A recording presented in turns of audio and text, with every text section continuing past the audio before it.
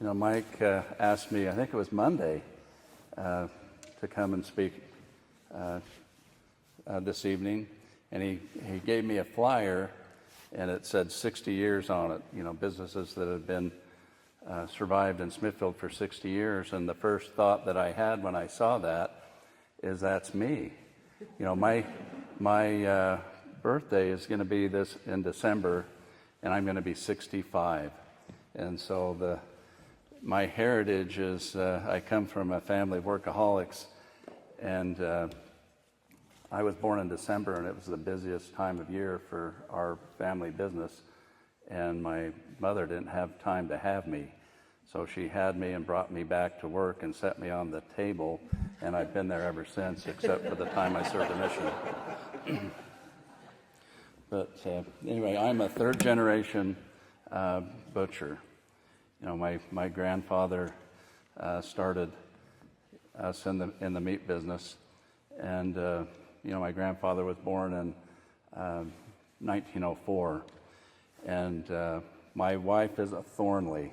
So some of the original settlers in the town is a Thornley, and I don't think Mike picked up on this, but my grandfather's mother was Alice Ann Thornley, which is John Thornley's daughter. So my wife can do a lot of hers and my family history on the same login. So we're not that far distant related, but anyway, our kids turned out, even though we're related, but second cousins once removed. But anyway, my grandfather lost his father, Abraham Lauer, when he was 4, and he lost his mother when he was 14, and so he was kind of had a hard time. He didn't have any financial backing, and he was having a hard time. And I have a picture that my father-in-law gave me of the beet dump down here in Smithfield, where they would gather the sugar beets and roll them down into a wagon, and they'd have to get the dirt off them and then reweigh them. And anyway, that has meaning to us because my grandfather was working in the sugar beets, and he could see that he could make more money doing something else, and that was in the meat business. But he didn't have any money, and so there was a farmer in Lewiston that had a dairy, and he would let my grandfather take his veal, and they were calves. And at this time in Salt Lake, there was European sausage makers, and in the European sausage, it isn't how it is now. They make mechanically separated poultry and scary stuff, but back in the day, they used veal and sausage, and my grandfather supplied some European sausage makers in Salt Lake, and the farmer, Smoot Westover, let my grandfather take his animals to market, and when he was paid, he paid Smoot, and that was like his line of credit to get going. In our family history, a lot of our business history is banking history, and that's how he got going. And when my father was in high school, my grandfather did this in barns around town, and Bud Pitcher just passed away, and Bud would tell me all the barns and how my grandpa would hang them on a fence and some of this stuff. But and we miss Bud. And Bud was my father's age, and so my dad's been gone since 2001. So Bud was my adopted father for a while because it was my link back to that time. But the picture back here on the table is a single-room slaughterhouse that was built when my dad was in high school. So my dad and grandpa built it. And, we've got Parsons here, but back in the day, there was a gravel pit over, just to the north of where Parsons' property is, and it was called the City Pit. Anybody who was a resident of the city could go over there and get gravel. And anyway, that's pit run, that's hard concrete. But they poured all that by hand. My father, was born in 27, and that went on, when during World War II. And my father went into World War II. He volunteered. He wanted to get in the kitchen to learn to cut meat. And so the family business at that time is they slaughtered the veal. They were just slaughtering. They weren't cutting. And they would go to everybody, the Mormon town's a 10-acre block. Everybody had an animal in the back. And so all the people who raised their animals or had dairy farms or people who raised their own animals, they would go pick those animals up. They would slaughter them and then deliver them to a locker plant. And a locker plant, every community in the valley had them. And they would cut the meat and then they would store the meat, and you would pay a monthly fee to store your meat in the locker. And at that time, people did not have a freezer in their home. And so my father was tired of doing all of the dirty work, the corral work and whatnot, and he wanted to expand the family business one step further. So when he came back from war, he married my mother, who became the fastest meat wrapper in the West, was what we said. But my mother was awesome, and she was really half the heartbeat of why we're in business today, is because of my mother. But they struggled to get their business going because my father took it over from my grandfather, or he purchased the building, the business, and the locker plants in our area band together and wouldn't accept meat that he had cut, because they could see that what he was working on would cut them out of their livelihood. And so they struggled for a while, and my dad had to work other jobs as well as doing this meat business. And he's, and I thought about it today, and Parley Wynn, the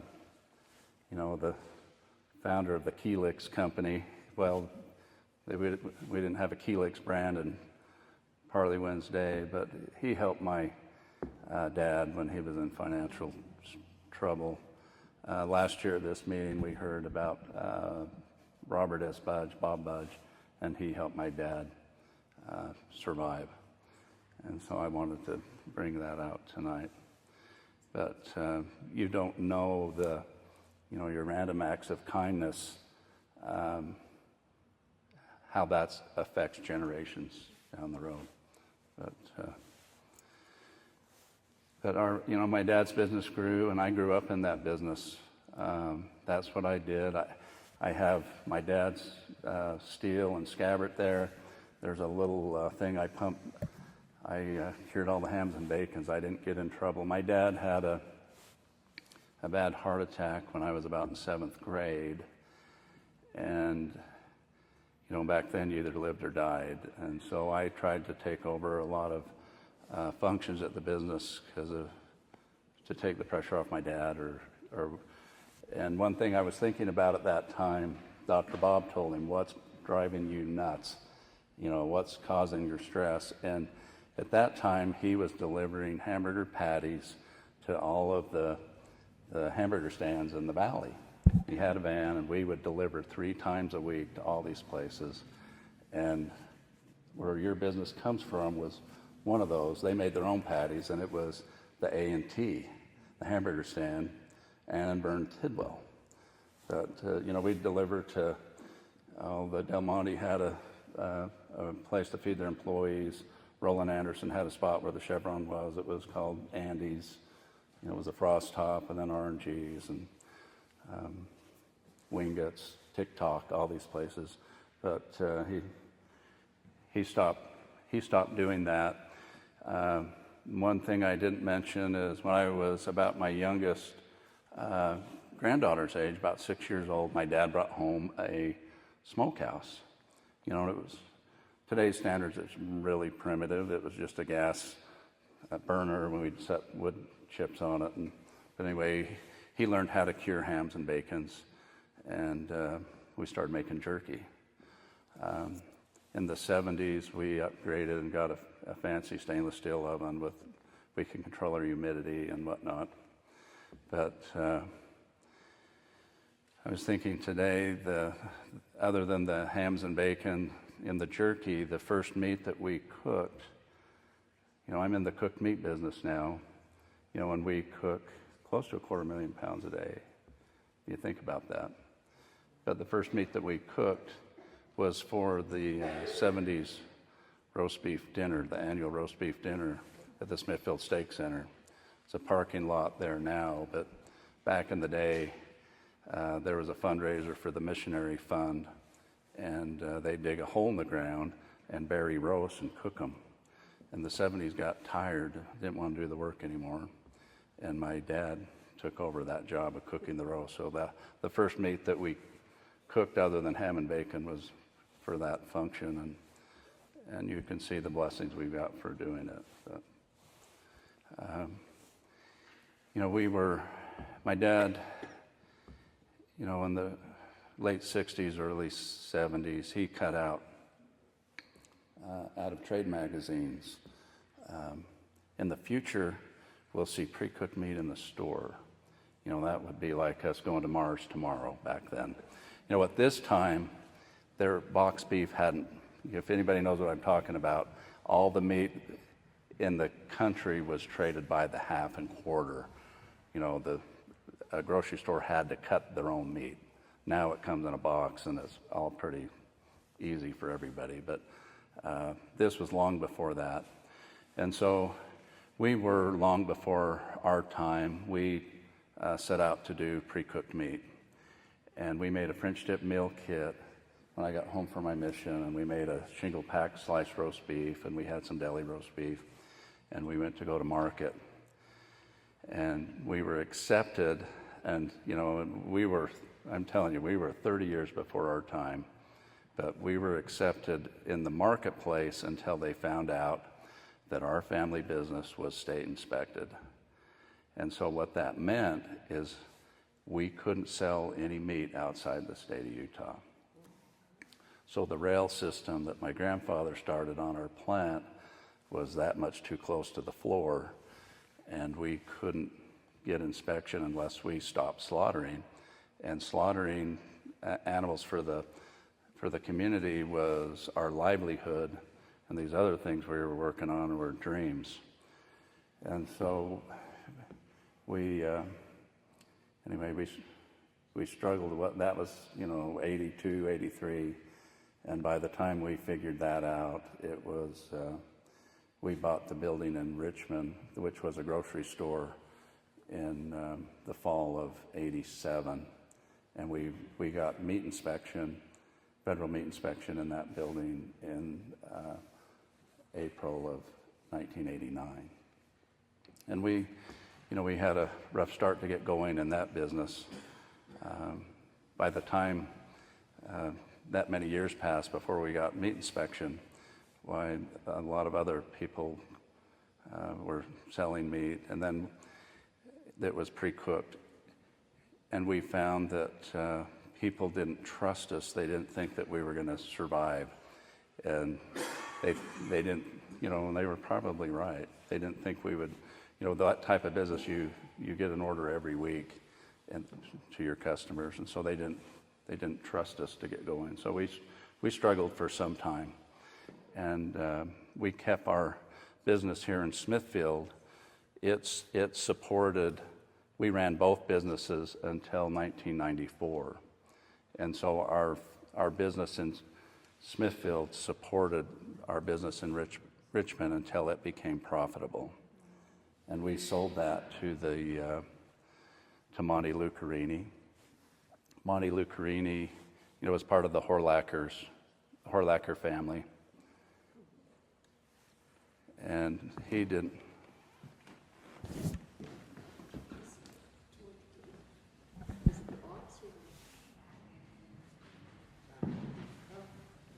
Okay.